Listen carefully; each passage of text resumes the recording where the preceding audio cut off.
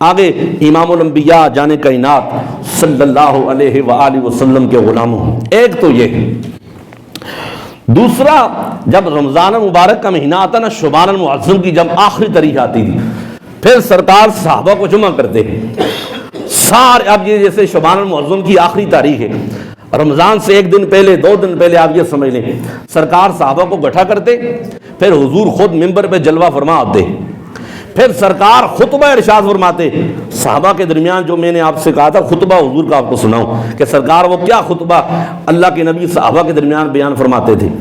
حضرت سلمان فارسی رضی اللہ تعالیٰ عنہ، آپ اس حدیث کے راوی ہیں، آپ روایت کرتے ہیں کہ رسول کریم صلی اللہ علیہ وآلہ وسلم نے شعبان کے آخری دن اور رمضان سے متعلق ہمیں خطبہ ارشاد فرمایا۔ اور کیا خطبہ تھا سنیں، امام الانبیاء اب صحابہ کو گٹھا کیے، اب حضور خطبہ ارشاد فرماتے ہیں آخری دن شعبان کی، 29 صاحب شعبان کو پہلے۔ اب خطبہ کیا تھا؟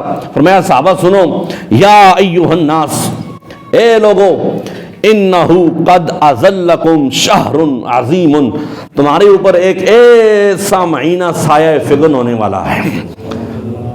اللہ اکبر۔ اب دیکھیں کسی مولوی صاحب کی بات نہیں ہے، پیر صاحب کی بات نہیں ہے، اللہ کا نبی خطبہ ارشاد فرما رہے اور سننے والے نبی کے صحابہ ہیں۔ اب اس خطبے کی اہمیت کو سمجھیں۔ امام الانبیاء نے فرمایا تمہارے اوپر ایک ایسا مہینہ سایہ فگن ہونے والا ہے، عظیم شہر مبارک، جو بڑا عظیم مہینہ ہے، جو بڑا مبارک مہینہ ہے۔ آگے سرکار نے فرمایا فیہ لیلۃ خیر من الف شہر، فرمایا اس مہینے کے اندر ایک ایسی رات آتی ہے جو 1000 مہینوں سے افضل والا رات ہے۔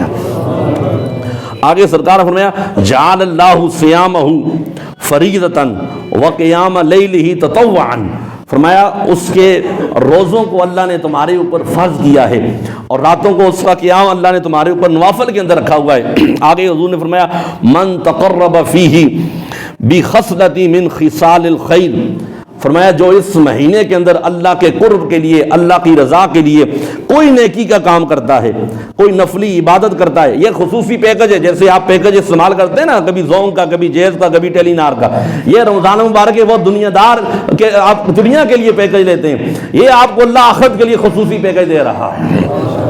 اب ہماری قسمت ہے ہم نے اس پیکج کو کیسے استعمال کرنا ہے، یہ خصوصی پیکج ہے، آپ دیکھ لیں۔ اب یہ جو بات آنے والی ہے آپ کے لیے، امت مسلمہ کے لیے، امت مصطفیٰ کے لیے اللہ نے خصوصی پیکج رکھا ہوا ہے، یہ رمضان مبارک کے لیے۔ فرمایا سنو، یہ مہینہ وہ مہینہ ہے جو اللہ کے قرب حاصل کرنے کے لیے، فرمایا اس مہینے کے اندر نوافل عبادت کرتا ہے، نفلی عبادت کرتا ہے، نفلی کام کرتا ہے۔ امام الانبیاء نے فرمایا کان کمن اد فریضۃ فیما سواہ، اگر یہ نفلی عبادت کرے گا، نفل کا ثواب اللہ اس سے نہیں عطا فرمائے گا، اللہ اسے رمضان مبارک کے اندر فرائض کا ثواب عطا فرمائے گا۔ نفلی عبادت کا ثواب کس کا؟ فرائض کے برابر اللہ اسے عطا فرمائے گا۔ آگے حضور نے فرمایا ومن اد فیہ فریضۃ کان کمن اد 70 فریضۃ فیما سواہ، امام الانبیاء نے فرمایا جو فرائض ادا کرے گا، ایک تو نوافل کا ثواب فرائض کے برابر، پھر حضور نے فرمایا جو فرائض ادا کرے گا اللہ اسے 70 فرائض کا ثواب عطا فرمائے گا۔ کتنے؟ 70 فرائض کا ثواب عطا فرمائے گا۔ آگے حضور نے فرمایا اللہ اکبر، سرکار نے فرمایا وَهُوَ شَهْرُ الصَّبْرِ، یہ صبر کا مہینہ ہے۔ کون سا مہینہ ہے؟ کسی کو گالی نہیں دینی، روزہ رکھ کے، یہ نہیں گھر میں آپ نے کوہرام مچایا ہو، گھر سارا سر بٹھایا، بندے کو روزہ لگ گیا ہے، آج میں نے روزہ رکھا ہے، مجھے بھوک لگی ہے، مجھے پیاس لگی ہے۔ روزہ اسی چیز کا نام ہے نا، جب آپ کو پیاس لگے، جب آپ کو بھوک لگے، سحری میں جب بندے کو میٹھی میٹھی نیند آتی ہے، بندہ اللہ کی رضا کے لیے اٹھتا ہے، سحری کرتا ہے، ان ساری چیزوں پہ آپ نے کیا کرنا ہے؟ صبر کرنا ہے۔ اور پھر بھی امام الانبیاء نے فرمایا کوئی بندہ آپ کو برا بلا کہتا ہے، کوئی گالی دیتا ہے، آپ نے خاموش رہنا ہے، آپ نے کہنا ہے میں روزے کی حالت میں ہوں، فرمایا اللہ آپ کو اس کا بھی اجر عطا فرمائے گا۔ آگے دیکھیں فرمایا وَهُوَ شَهْرُ الصَّبْرِ، فرمایا یہ صبر کا مہینہ ہے۔ اب صبر پر آگے حضور نے بشارت کیا دی، فرمایا جو صبر کرے گا، امام الانبیاء نے فرمایا وَالصَّبْرُ ثَوَابُهُ الْجَنَّةُ، فرمایا جو صبر کرے گا اللہ اسے اس کے بدلے میں جنت عطا فرمائے گا۔ آگے سنیں وَهُوَ شَهْرُ الْمَوَاسَاةِ، آگے حضور نے فرمایا یہ باہمی ہمدردی و غم خواری کا مہینہ ہے۔ آپس میں مل جل کے رہنا ہے، لڑائی جھگڑا فساد یہ ساری چیزوں کو کیا کرنا ہے؟ ختم رکھنا، ختم کرنا ہے، نفرتوں کو ختم کرنا ہے۔ پھر حضور نے فرمایا یہ بڑا قابل غور جملہ ہے، بالخصوص ہر بندے کے لیے اور بالخصوص جو تاجر حضرات ہیں ان کے لیے۔ آگے جو سرکار نے فرمایا وَهُوَ شَعْرٌ يُزَادُ رِزْقُ الْمُؤْمِنِ فِيهِ، پریشان نہیں ہونا۔ یہ جو لوگ ہیں نا آج کل، کبھی کھجوروں کو کبھی فروٹ کو ذخیرہ اندوز کیا جاتا ہے، چھپا کے رکھا جاتا ہے، پھر انہیں مہنگے داموں میں بیچا جاتا ہے۔ میں نے گزشتہ جمعہ المبارک کو بھی آپ سے کہا تھا کہ کھجوریں آپ مہنگی کر کے کتنی بیچ لیں گے، کتنے پیسے کما لیں گے، فروٹ آپ مہنگا کر کے کتنے پیسے کما لیں گے، لیکن انہی پیسوں سے پھر آپ جب عمرہ کرنے کے لیے جائیں گے رسول اللہ کے سامنے نا، پھر وہ پیسے امت کو دکھ پہنچا کے تکلیف پہنچا کے، کوئی حج کرنے کے لیے جا رہا ہے، کوئی عمرہ کرنے کے لیے جا رہا ہے، پھر وہی بات ہے، وہی کیا رسول اللہ کے سامنے کیا حضور میں بہت شوق ہاں، میں تہاڈی امت کو تکلیف پہنچا کے آیا تہاڈے سامنے، بتائیں پھر وہ عمرہ قبول ہوگا؟ تو اس لیے آگے گارنٹی جو حضور دے رہے ہیں، سرکار سند دے رہے ہیں، بھائی تم کیوں ان چکروں میں پڑے ہو؟ سرکار فرما رہے ہیں سنیں وَهُوَ شَعْرٌ يُزَادُ رِزْقُ الْمُؤْمِنِ فِيهِ، تم توکل کر کے دیکھو، تم بھروسہ کر کے دیکھو۔ امام الانبیاء نے فرمایا میرے غلاموں پریشان نہ ہونا، یہ وہ مہینہ ہے جس مہینے کے اندر اللہ مومن کے رزق کو بڑھا دیتا ہے۔ خطبہ حضور کا ہے، جملے سرکار کے ہیں، فرمان سرکار کا ہے۔ اب مومن ہوتا ہی وہی ہے جو حضور کے جملوں کے اوپر بھروسہ کر لے، مان لے۔ آگے سرکار نے فرمایا من فطر صائما کان مغفرۃ لذنوبہ، امام الانبیاء نے فرمایا جس نے کسی بندے کو روزہ افطار کرایا تو یہ عمل اس کے گناہوں کی بخشش اور جہنم سے نجات کا ذریعہ بن جاتا ہے۔ کیا؟ روزہ افطار کرنا۔ آپ دیکھیں آپ کے ارد گرد پڑوس میں ایسے بہت سارے لوگ ہیں جو مستحق ہیں، خدا را میں آپ جوڑتا ہوں آپ سے، یہ جو ہے نا آگے پیچھے جو فقیر درویش آپ لوگ دیکھتے ہیں سڑکوں پہ آگے پیچھے، ان لوگوں سے اپنے آپ کو آپ بچائیں۔ یہ نام کہ کل بلکہ ہمارے پاس کسی نے ایک ویڈیو بھیج دکھائی، دو فقیروں کا گروہ آپس میں لڑ پڑا، ایک دوسرے کو انہوں نے سر پھاڑ کے رکھ دیا، انہوں نے کہا تو میری اس جگہ پہ اس سائڈ پہ کیوں ہو، یہاں پہ یہ جو مانگنے والی جگہ ہے یہ ہماری ہے، تمہارا ایریا دوسرا ہے، آپس میں وہ لوگ لڑ رہے ہیں۔ بھائی آپ ریڑھی والے کے پاس جب فروٹ لیتے ہیں، کسی ہوٹل میں جا کے کھانا کھاتے ہیں جو جہاں پہ ویٹر ہوتا ہے، ہم ریڑھی والے سے 10 روپے پہ لڑ جاتے ہیں، آپ اسے 20 روپے زیادہ دے دیں۔ بھائی وہ کسی کی کن پٹی میں بندوق آ کے موبائل تو نہیں چھین رہا نا، آپ کو خوش ہونا چاہیے، وہ رزق حلال کما رہا ہے، محنت کر رہا ہے۔ اگر کوئی بندہ ویٹر ہے غریب بچہ ہے، آپ اس سے تھوڑے سے زیادہ پیسے دے دیں، تلاش کریں نا آپ، کیا آپ نے آپ کے علاقے میں آپ کے رشتہ داروں میں کوئی غریب نہیں ہے، کوئی فقیر نہیں ہے، کوئی بیوہ نہیں ہے؟ تلاش کریں، آپ ان لوگوں تک صدقہ پہنچائیں، ان لوگوں تک زکوٰۃ پہنچائیں جو لوگ مستحق ہیں۔ آپ کو پتہ ہے کون سا مشکل کام ہے، تو ایسے لوگوں کی ڈھونڈ کر آپ مدد کیا کریں۔ جب آپ ایسے لوگوں کی مدد کریں گے، جب آپ خدا کی مخلوق کو راضی کریں گے، آپ سے مصطفیٰ بھی راضی ہو جائے گا، مصطفیٰ کا خدا بھی راضی ہو جائے گا۔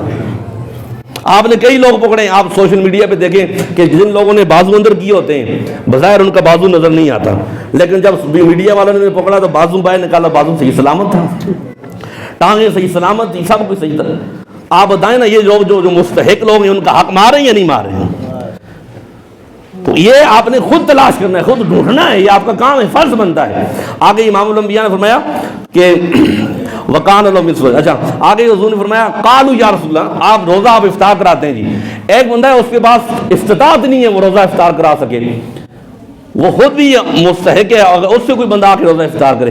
آگے صحابہ نے سوال کیا، تجسس پیدا ہوا نا نیکی کرنے کا، صحابہ نے یا رسول اللہ لیس کلنا یجد ما یفطر الصائم، حضور ہم میں سے ہر کوئی بندہ روزہ افطار کروانے کی استطاعت نہیں رکھتا، طاقت نہیں رکھتا۔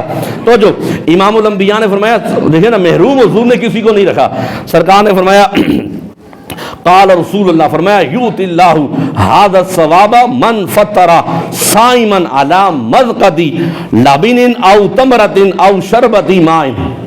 اللہ اکبر، کیا جملے سرکار کے، دل کھول کے آپ مسجد حاضرہ کے ساتھ تعاون فرمائیں، اللہ سب کو برکت عطا فرمائے۔ توجہ، اب جو بندہ روزہ افطار کرانے کی طاقت نہیں رکھتا، استطاعت نہیں رکھتا، حضور نے اسے محروم نہیں رکھا۔ سرکار نے فرمایا اچھا میرے غلاموں اگر نہیں رکھتے تو سرکار نے فرمایا تم روزے دار کو نا صرف دودھ یا لسی کا ایک گلاس، کیا دودھ یا لسی کے ایک گلاس، یہ بھی نہیں ہے، فرمایا ایک دانہ کھجور یا پانی کے ایک گھونٹ سے بھی آپ میرے بندے کو اگر روزہ افطار کرواؤ گے، امام الانبیاء نے فرمایا اللہ جس نے روزے دار کو سیر کیا اللہ تعالیٰ اس کو میرے حوض سے ایسا مشروب پلائے گا۔ اللہ اکبر، ایک گھونٹ آپ پانی پلا دیں، دودھ کے ایک گلاس پلا دیں، لسی کے ایک گلاس پلا دیں، روزے دار کو روزہ افطار کرے۔ فرمایا جو بندہ روزے دار کو اس سے روزہ افطار کروائے گا، امام الانبیاء نے فرمایا اللہ فرماتا اللہ اسے میرے حوض سے ایسا مشروب پلائے گا جب سورج سوا نیزے پہ ہوگا، زمین تانبے کی ہوگی، انسان تڑپ رہا ہوگا، میرے مصطفیٰ نے فرمایا اللہ اسے اس وقت ایسا مشروب عطا فرمائے گا، فرمایا اسے کبھی زندگی میں پھر پیاس لگے گی نہیں۔ سبحان اللہ، اللہ اکبر۔ آگے پھر سرکار نے فرمایا وَهُوَ شَهْرٌ أَوَّلُهُ رَحْمَةٌ، فرمایا او میرے غلاموں یہ وہ مہینہ ہے جس کا اول حصہ رحمت ہے، وَأَوْسَطُهُ مَغْفِرَةٌ، اس کا جو درمیانہ حصہ ہے وہ مغفرت کا ہے، وَعِتْقٌ مِّنَ النَّارِ، اس کا جو آخری اشرہ ہے وہ جہنم سے آزادی کا حصہ ہے، وَمَنْ خَفَّفَ عَنْ مَمْلُوكِهِ غَفَرَ اللَّهُ وَآتَقَهُ مِنَ النَّارِ۔ اللہ اکبر، یہ جملہ بڑا قابل غور ہے۔ امام الانبیاء نے فرمایا نا جس کے ہاں کوئی بندہ غلام ہو، کام کرنے والا ہو، اگر روزے کی حالت میں کوئی بندہ اسے تھوڑی سی تخفیف دے دے، آپ تھوڑا سا آرام کر لیں، آپ روزے کی حالت میں ہیں، اور اس کا نفع نہ کاٹے بلکہ اس کا نفع اسے بڑھا کر دے، غلام کا خیال رکھے، نوکر کا خیال رکھے، اس کے ہاں جو اس کے نیچے کام کرنے والا ہے اس کا خیال رکھے، اسے عبادت کا ٹائم دے دے، اسے روزے میں تڑپائے نہ، خیال رکھے جیسے میں روزے میں ہوں ایسے یہ میرا غلام بھی روزے میں۔ اس پر حضور نے اجر کیا بیان فرمایا ہے، توجہ میرے نبی غلام، اس جملے کو آپ نے غور سے سننا ہے۔ امام الانبیاء نے فرمایا وَعِتْقٌ مِّنَ النَّارِ، سرکار نے فرمایا وَآتَقُ، پہلے فرمایا غفر اللہ، فرمایا وَآتَقُ مِنَ النَّارِ۔ امام الانبیاء نے فرمایا جو بندہ اپنے غلام کا خیال رکھے گا، ایک پہلی اللہ اس سے کیا سعادت عطا فرمائے گا، فرمایا ایک سعادت یہ ہے اللہ اس کے سابقہ سارے گناہوں کو معاف فرما دے گا۔ دوسرا حضور نے فرمایا وَآتَقَهُ مِنَ النَّارِ، او سنو مخلوق خدا کو تڑپانے والوں، اگر تم ان کے ساتھ رویہ اچھا رکھو گے، انہیں تڑپاؤ گے نہیں، امام الانبیاء نے فرمایا میں مصطفیٰ تمہیں یہ گارنٹی دیتا ہوں وَآتَقَهُ مِنَ النَّارِ، اللہ تمہیں جہنم سے آزاد فرما دے گا۔ سبحان اللہ، کتنی بڑی سند ہے، حضور فرمان اللہ تمہیں جہنم سے آزاد فرما دے گا۔